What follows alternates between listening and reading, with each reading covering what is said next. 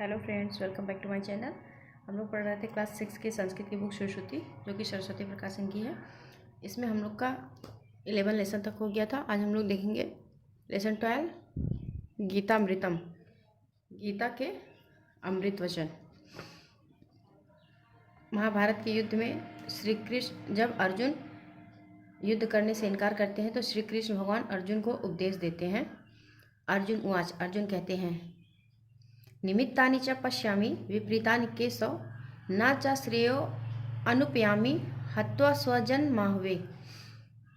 अर्जुन कहते हैं, और हे केशव, निमित्तानि च पश्यामि, और हे केशव, विपरीतानि केशव, मैं विपरीत अवसर देखता हूँ।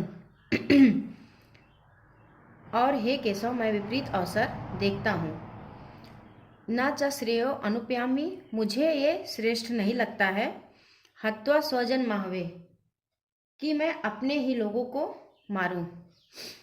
श्री भगवान उवाच, श्री भगवान कहते हैं, यानी भगवान श्री कृष्ण अर्जुन से कहते हैं, योगस्था कुरु कर्मणि संज्ञा त्यक्त्वा धनंजय सिद्ध असिद्ध्यो समो भूत्वा समत्वम योग उच्यते। हे अर्जुन, योगस्था कुरु कर्मणि संगम त्यक्त्वा धनंजय।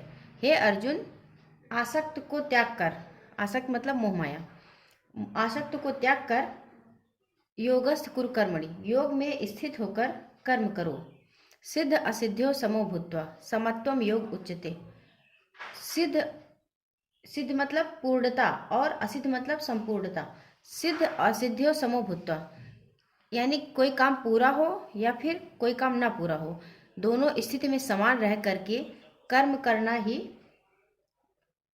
योग कहलाता है। फिर से एक बार देख लीजिए, योगस्था कुरु कर्माणि संगम त्यक्त्वा धनंजय। हे अर्जुन, आसक्त को त्याग करके योग में स्थित होकर कर्म करो। सिद्ध असिद्ध्यो समो भूत्वा समत्वम योग उच्यते। पूर्णता और संपूर्णता में समान होने को ही समता कहते हैं, यानी पूर्णता और अपूर्णता में समान हो करके कर्म को करने को ही योग कहते हैं। कर्मेंद्रियाणि संयम्य या आस्ते मनसा स्मरण। तीसरा सूक्ति हम लोग देखते हैं, कर्मेंद्रियाणि संयम्य या आस्ते मनसा स्मरण इंद्रियार्थान्वि मूढ़ात्मा मिथ्याचारः च उच्यते। कर्मेंद्रियाणि संयम्य, संयम माने रोकना, जो कर्मेंद्रियों को रोकता है, या आस्ते मनसा स्मरण, या माने या कर्मेंद्रियाणि संयम में या जो कर्मेंद्रियों को रोकता है, आस्ते मनसा स्मरण, और मन से स्मरण करता है। इंद्रियार्थान्वि मूढ़ात्मा मिथ्याचारः स उच्यते। जिसका मन इंद्रियों के विषय से मोहित हो जाता है, इंद्रियार्थान्वि मूढ़ात्मा मिथ्याचारः स उच्यते। जिसका मन इंद्रियों के विषय से मोहित हो जाता है, वह मिथ्या आचरण वाला कहलाता है। एक बार फिर से देख लीजिए, कर्मेंद्रियाणि संयम में या आस्ते मनसा स्मरण, जो कर्मेंद्रियों को रोकता है और मन से स्मरण करता है। कर इंद्रियार्थान्वि मूढ़ात्मा मिथ्याचारः स उच्यते। जिसका मन इंद्रियों के विषय से मोहित हो जाता है, वह मिथ्याचरण वाला कहलाता है। चौथी सूक्ति देखिए, श्रद्धावान लभते ज्ञानम तत्परः संयत इंद्रियः ज्ञानम लब्ध्वा परम शांतिम चिरेण अधिगच्छति।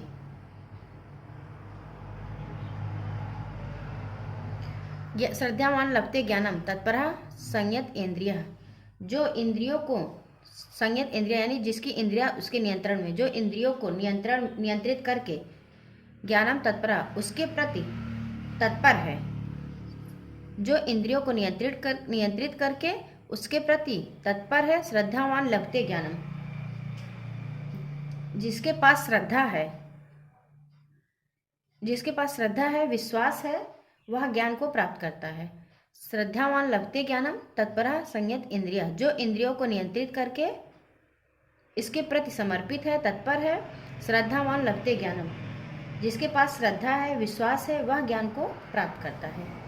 ज्ञानम लब्ध्वा, ज्ञान को प्राप्त करके पराम शांतिम चिरेण अधिगच्छति, ज्ञान को प्राप्त करके तुरंत परम शांति को प्राप्त करता है।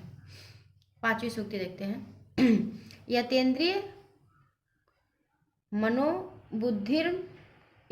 मनोबुद्धिम निर्मोक्ष परायण विगतेच्छ अभय क्रोधो यह सदा मुक्त एव सः।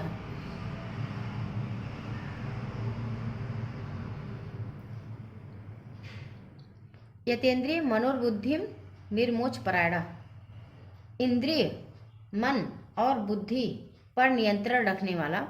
यतेन्द्रिय मनोबुद्धि, इंद्रिय मन और बुद्धि पर नियंत्रण रखने वाला मुक्त के प्रति समर्पित है। विगतेच्छ अभयो क्रोधा यह सदा मुक्त एव सः, जो इच्छा भय और क्रोध से रहित है वह सदैव मुक्त है।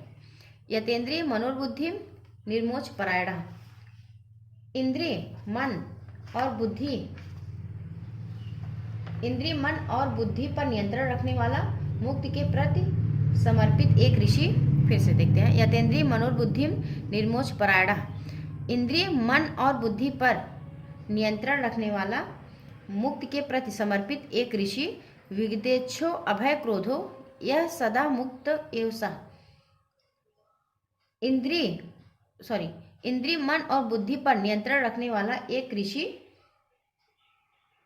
विगतेच्छो भय क्रोधो, जो इच्छा भय और क्रोध में सदा मुक्त एव सः, जो इच्छा भय और क्रोध से रहित है वह सदैव मुक्त होता है। युक्त आहार विहारस्य युक्त चेष्टस्य कर्मसु युक्त स्वप्न अवबोधस्य योगो भवति दुःखः। युक्त आहार विहारस्य, उचित आहार लेने से, विहार यानी कि टहलने से, मनोरंजन करने से, उचित आहार मनोरंजन, युक्त चेष्टा से कर्मसु, और उचित गति की क्रियाओं में युक्त स्वप्न अवबोध से योगो भवति दुःखः। युक्त आहार विहार से युक्त चेष्टा से कर्मसु, उचित आहार मनोरंजन और उचित गति की क्रियाओं में युक्त स्वप्न अवबोध से, स्वप्न और जागृत में स्थिर रहने वालों के लिए योग दुख का नाश करने वाला होता है। युक्त आहार विहार से युक्त चेष्टा से कर्मसु, उपयुक्त उचित आहार मनोरंजन और उचित गति की क्रियाओं में स्वप्न अवबोध से, स्वप्न और जागृत में स्थिर रहने वालों के लिए योग दुख का नाश करने वाला होता है। 7वां देखते हैं। दैवी हेसा गुणमयी मम वाचा दुर्त्या मामेव ए प्रपद्यन्ते माया मेताम तरन्ति। दैवी हेसा गुणमयी, यह दिव्य घोड़ा गुणों से है, माने घोड़ा, यह दिव्य घोड़ा गुणों से परिपूर्ण है। मम वाचा दुर्त्यत, और मेरी बातें अतुलनीय हैं। मामेव ए प्रपद्यन्ते, जो मेरी शरण में आते हैं, माया मेताम तरन्ति, वे इस माया से पार हो जाते हैं। दैवी हेसा गुणमयी, यह दिव्य घोड़ा गुणों से परिपूर्ण है। मम वाचा दुर्त्या, और मेरी बातें अतुलनीय हैं। मामेव ए प्रपद्यन्ते, जो मेरी शरण में आते हैं, माया मेताम तरन्ति, वे इस माया से पार हो जाते हैं। 8वीं सूक्ति देखते हैं। अग्निर्ज्योर तिरः शुक्लः खड्मासा उत्तरायणम तत्र प्रयाता गच्छन्ति ब्रह्मविदो जनाः। अग्निर्ज्योति तरह शुक्लः, अग्नि और ज्योति का दिन, शुक्ल माने श्वेत सफेद, अग्नि और ज्योति का दिन श्वेत, और खड्मासा उत्तरायणम 6 महीने उत्तरायण होते हैं। तत्र प्रयाता गच्छन्ति, वहाँ जा करके ब्रह्मविदो जना, वहाँ जाकर ब्रह्मवेत्ता पुरुष ब्रह्म के पास जाते हैं।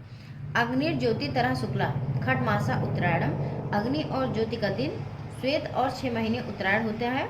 तत्र प्रयाता गच्छन्ति ब्रह्मविदो जना, वहाँ जाकर के ब्रह्मवेत्ता पुरुष ब्रह्म के पास जाते हैं।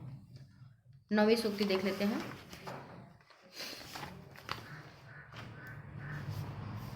अपि चेत दुराचारो भजते मामन्य भाग। 9वीं सूक्ति है, अपि चेत्सु दुराचारो भजते मामन्य भाग साधुरेव स मंतव्य सम्यग् वै वसितो हिसः। अपि चेत्सु दुराचारो भजते मामन्य भाग, भले ही दुष्ट लोग विशेष रूप से मेरी आराधना करते हों, साधुरेव स मंतव्य, उन्हें एक साधु के रूप में, सन्यासी के रूप में ही माना जाना चाहिए।